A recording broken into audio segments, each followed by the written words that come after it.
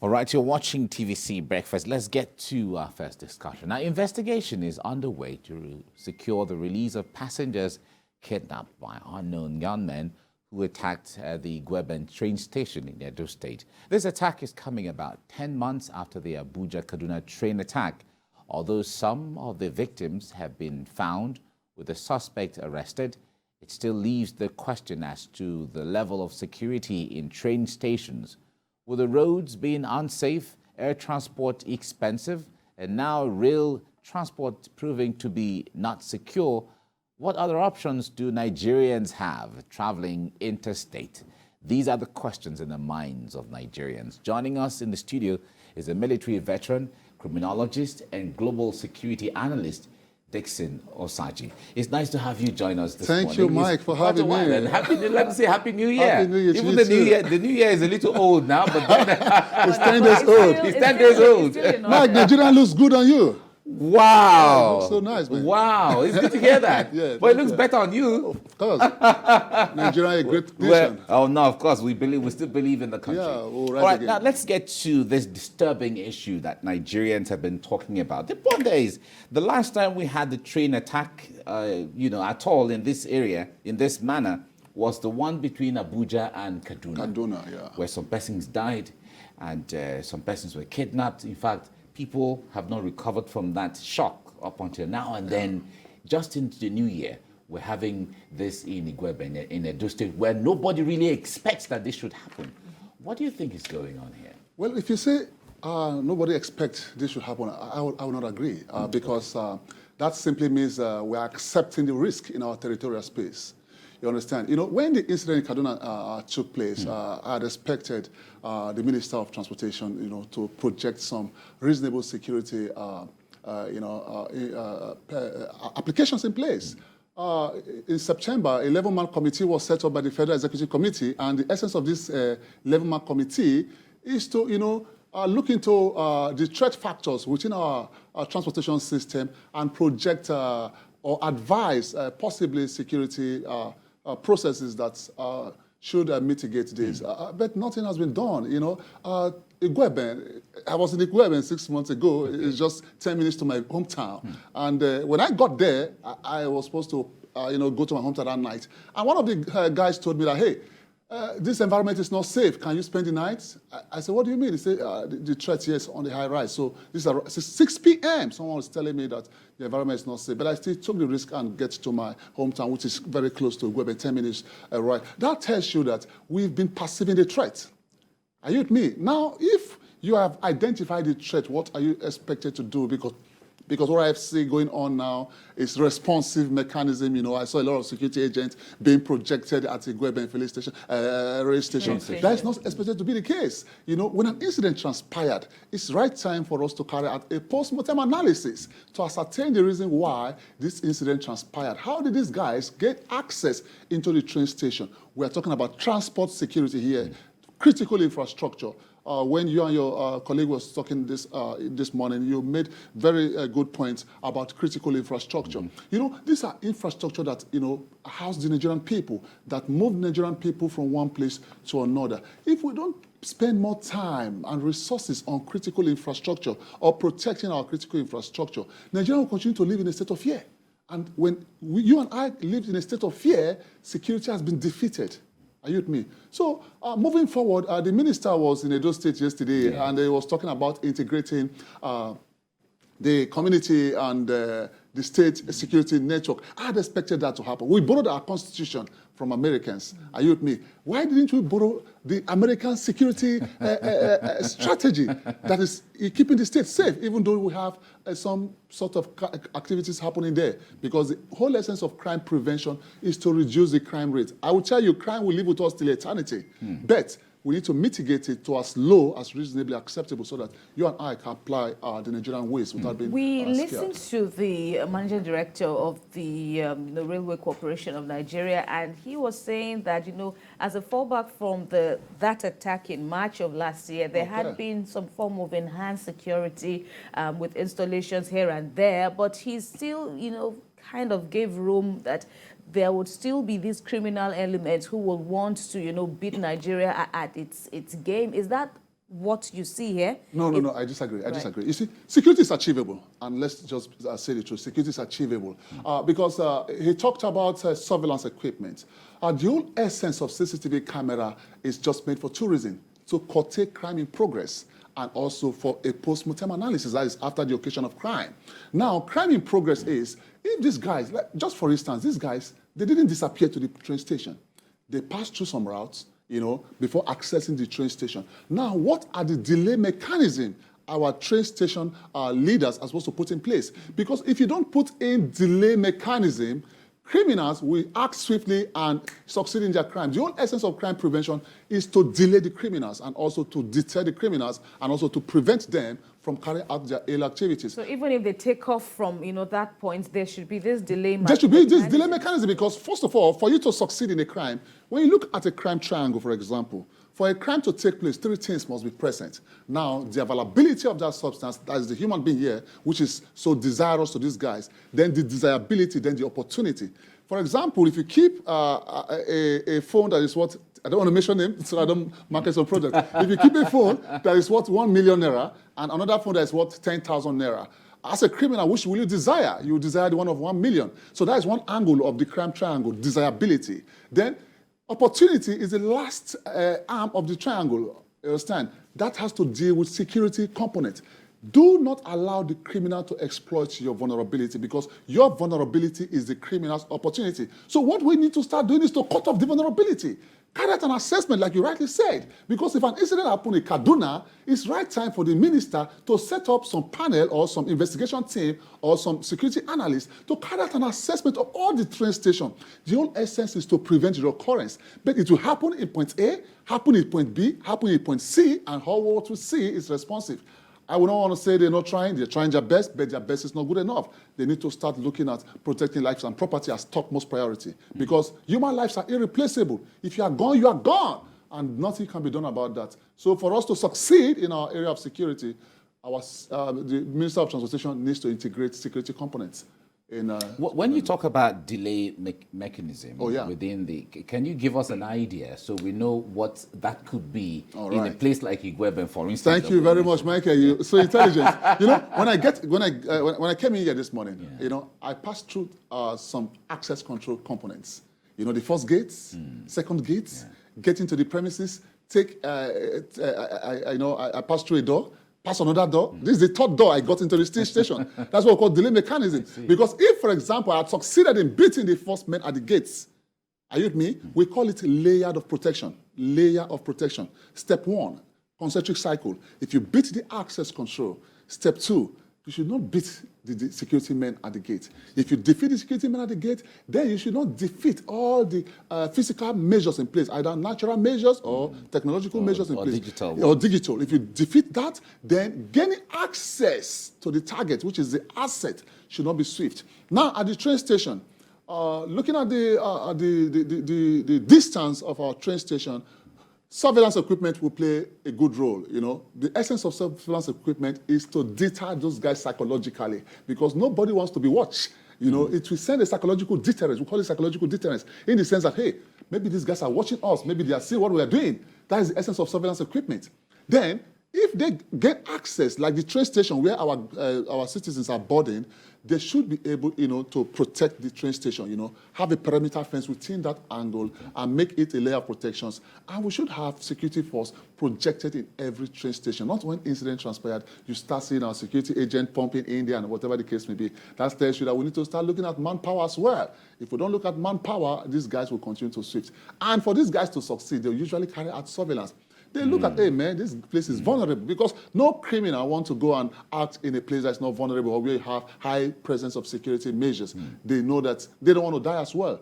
And luckily for us, I think we didn't record any deaths in this Igueben. So the delay mechanism are components put in place to ensure that these guys does not act swiftly because criminals don't like delay. So give them that delay. When you give them that delay, then before they finish their act, the police will be there to pick them up. Okay, so we have a report of, a number of persons being rescued, and of course, even though you say criminals don't like delay, one can only imagine what people are going through right now for the extra seconds that their loved ones are still in captivity. Sad, help us understand the dynamics, because not much is known about, what could have happened. Security forces are not willing to divulge so much information, and understandable.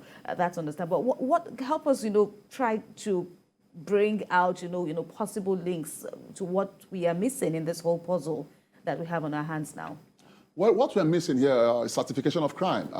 It's so sad that I have seen on papers lately how we integrate ex-criminals into the society. The whole essence of punishment is for specific deterrence and general deterrence. Specific deterrence in the sense that if Mr. Mike, let me say Mr. A, is caught in the act of crime and is being punished effectively, it's going to send a message to individuals that, hey, you don't commit crime in the Nigerian state. If you commit crime in the Nigerian state, you're going to be dealt with. And also, it's going to send general deterrence. So we'll talk about punishment. Punishment is not to destroy. It's to correct. Retribution, and also to rehabilitate. Now, when you swiftly project criminal elements into the society, it's not a good one. Just like a few days ago, I saw on paper that the Nigerian military are trying to project repentant Boko Haram into the society. I'm trying to assess what is the repentance parameters. How do you, ensure these guys are truly repented, and in what condition were they repented? Did they surrender during the high firepower of the military? Did they surrender because the military has condoned their environment? If that is the case, then they are not repented. Truly repented someone is someone who is already in his free zone and say, hey, I'm no longer going to do this, and he walks up to the military barrack, hey, I'm an ex-militant and I think I don't want to do this. Then we understand that, oh, he's truly repented. But if you get somebody in the act, or maybe during crime in progress, or maybe during military bombardment, and some of them could not withstand the high-powered and fire and fury of the Nigerian military, and you think those guys have repented, I would say no. So such kind of people, when you project them into society, you are communicating to the world or to the Nigerian people that, hey, it's okay to commit crime and later on be forgiven by the Nigerian state and be projected into the society. So we need to start looking at management of crime. If we don't look at management of crime, we're going to recruit more criminals. And if you look at the emergence of kidnapping during the time of Evans, the kidnapper, Evans got a lot of publicity that he's a billionaire kidnapper. And hey, someone who is jobless at home will want to, go into kidnapping, because when you look at the risk implication in kidnapping, it's very, very slim than the risk implication in armed robbery. Armed robbery is no longer, it's not in vogue anymore. It's no longer, it's at all school. When you see some guys going into armed robbery, he's a poor man. Why are you doing into armed robbery? People go into kidnapping because the risk implication is low. But this is obviously a professional job. Yeah, organized crime and a professional job, because most people are capitalizing on the vulnerability of the Nigerian states because they think that we have been so brutalized in this country. We have been so brutalized. Are we talking about religious brutality? Are we talking about educational brutality? Are we talking about ethnocentric brutality or tribal brutality? Are we talking about police brutality? The brutality state in Nigeria is on the high rise, and that is why most guys think that, oh, the best form for us to, survive in this country is to resort to crime. But I want to, just talk to our Nigerian youth that Nigeria will be great again. We will get there, and we'll pass through this phase. Going into crime is not the best result. Like Mike, I was in the military when I was a very young age, and I disengaged from the military at a very young age as well. I have the ability to go into crime. Which of the, you want to give me my Kalashnikov machine gun? I serve in the armored tank battalion. We operate armored tanks. So, but I believe in the, development and greatness of Nigeria. We need to put hands together and make this country great. But for our leaders, our politicians need to play a big role as well, because when we talk about security, we need to look at it from an holistic component, administrative component. What are the processes in place to ensure that crime is being managed? If for example, kidnapping takes place in Igueben police station, what do we do to prevent such reoccurrence? Then political component as well, because I've seen the election going on, campaign going on, and all what I could hear is attack from one party to another.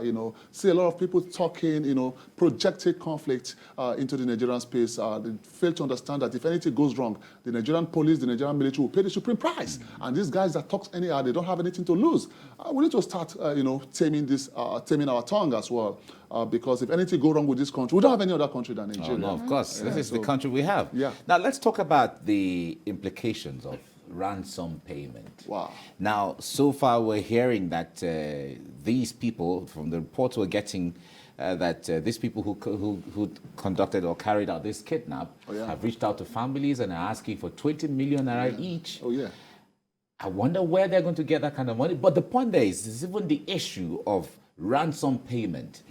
We have seen in the past, even in parts of the north and north central, and many other kidnaps incidences that we have had, where families desperately want to have their look for money somehow, just because they want their loved ones back, and then maybe somehow the security agencies are not able to, or maybe there's a delay in the strategy or tactic to rescue them. So the families do whatever they can. Let our loved one just come home, and then they pay monies. Yeah. And then there are implications from what you security agents say, that the moment you pay ransom, of course, it's like funding the act all over again. But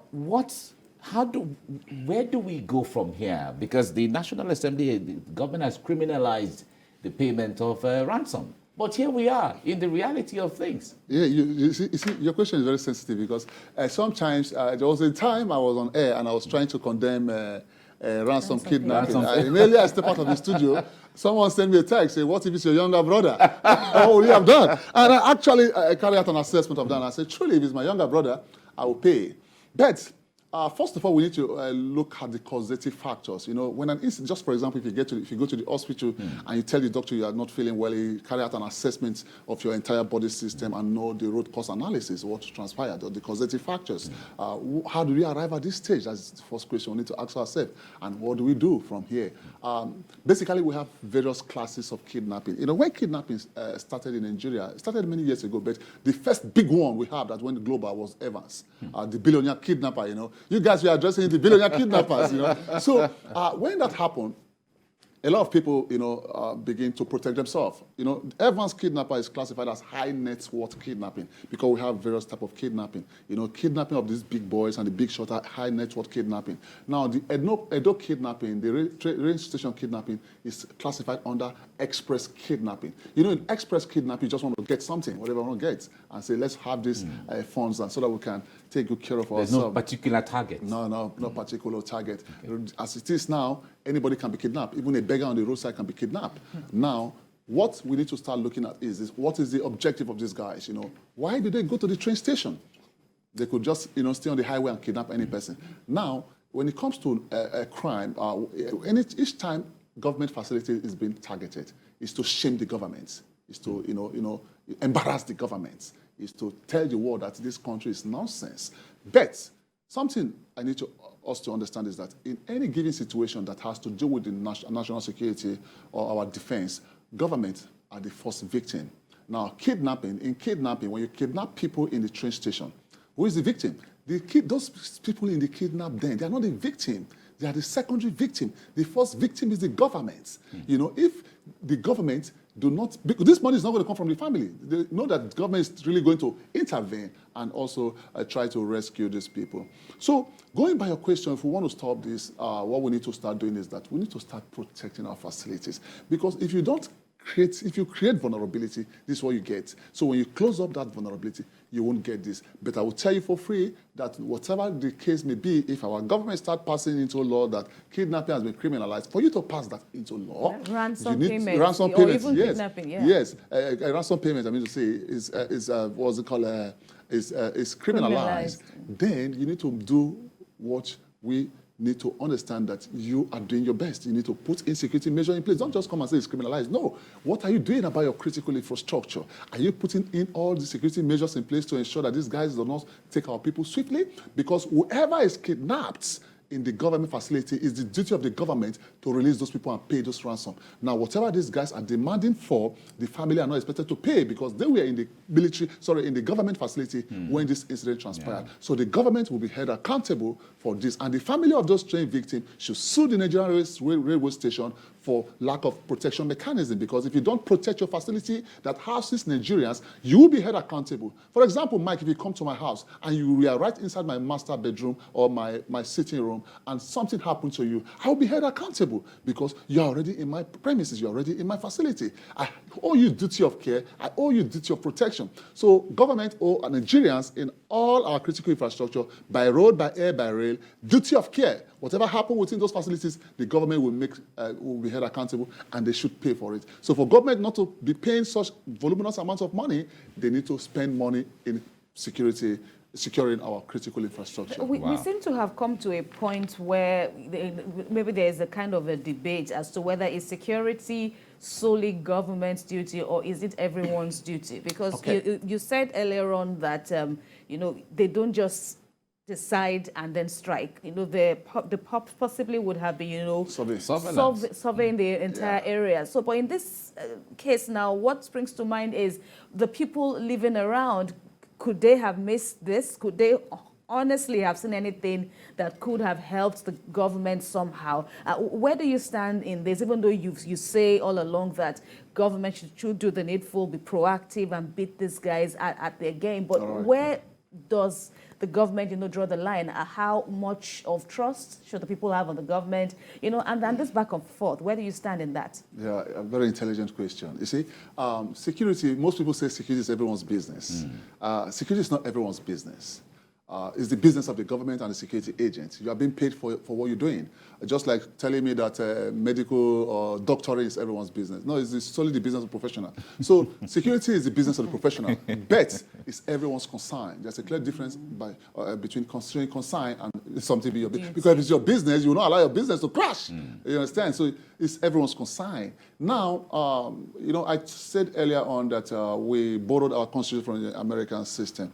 There's a system of security that Americans are practicing, which is classified as crime prevention through environmental design. That is why you see they broke down their security measures from the federal security to the state security down to the community level.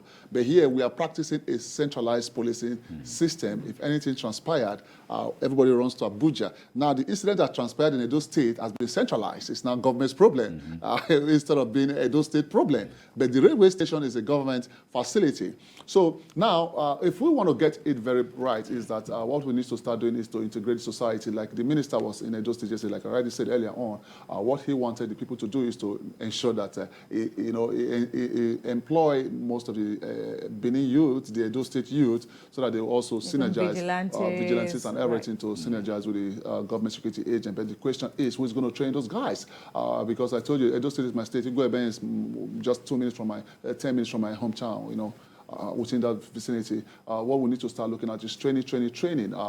See something, say something, some time ago was a slogan by the Nigerian police force. And our people also need to build trust within our security agent, because what I've also identified, Mike, is that I think we've had some bad eggs going into the security forces, both infiltrated into the military, the police, and whatever the case may be.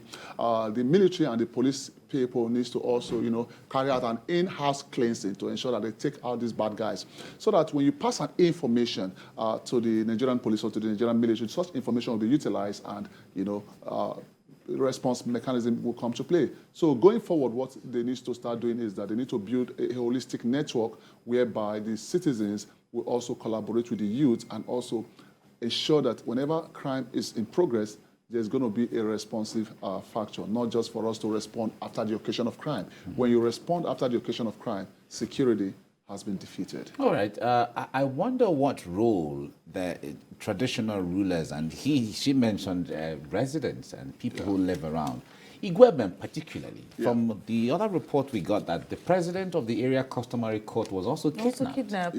Some time ago. So the point there is, like you said, that somebody told you that this place is hot. You need to leave when it's getting a little late. So it means that the news is out there, that something is going on in Igueben beyond even the issue of the train station or the train station kidnap.